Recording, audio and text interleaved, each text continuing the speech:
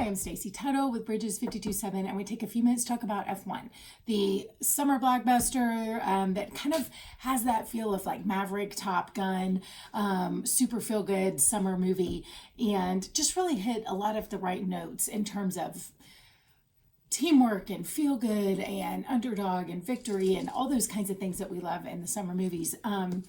So that being said, I'm going to take just a quick second and talk about really two of the things that kind of landed with me. If we're trying to find ways to look for the Lord and look for connections to faith and to the message of Jesus in the world around us, for me, there were kind of two things that kind of inspired my faith. One of them is this idea that sometimes when you lose, you win. That was one of the things that Brad Pitt's character says in the movie, and you see that kind of scenario playing out several times where he kind of sacrifices himself for the good of the team multiple times, and people are a little confused, but in the end you start to realize there's strategy in this. And but to me, that's just such a kingdom idea. The Bible is so upside down, right? And Jesus keeps coming to say, you thought it was this way, but we're going to do it this way. And he keeps redefining what winning looks like in the kingdom. You think I'm coming to be the leader of everyone, but I'm going to be the servant. You want to be the greatest, you need to be the least. Those who are last are going to be first. So the Bible is full of these upside down messages. Blessed are you when the poor in spirit, the meek, the ones who are persecuted, and people speak falsely about you. That's a blessing. There's all these things in the Bible where Jesus keeps trying to tell us the same thing, that sometimes you may feel like you're losing, but you're actually winning, because in kingdom economy, the Lord uses all these things for good, and he flips things around and uses them for our good in all kinds of ways. So I have a tendency to go way too, explain too deeply. That's all you need. I can stop there.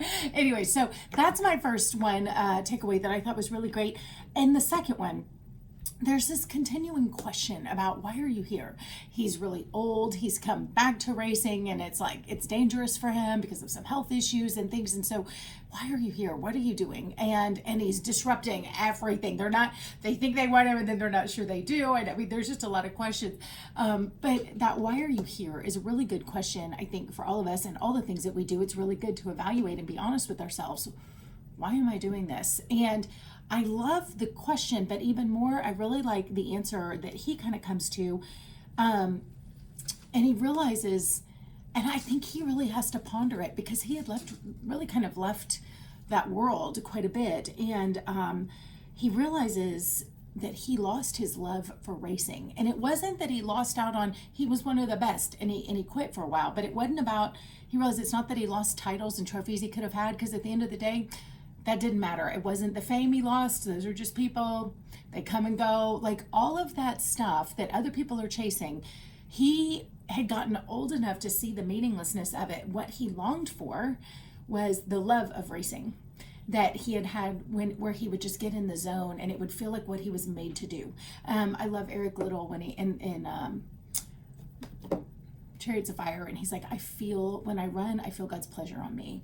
And there's that sense here where he's like, when I'm racing, I feel that I'm God's pleasure on me, even though he doesn't give God any credit. I'm not saying that, but there is that same sense of, when I do this thing that I was made to do, the world makes sense, I make sense, my purpose is here, and I don't care if anyone else validates that, because I get the joy that I need. And to me, it's children who don't understand.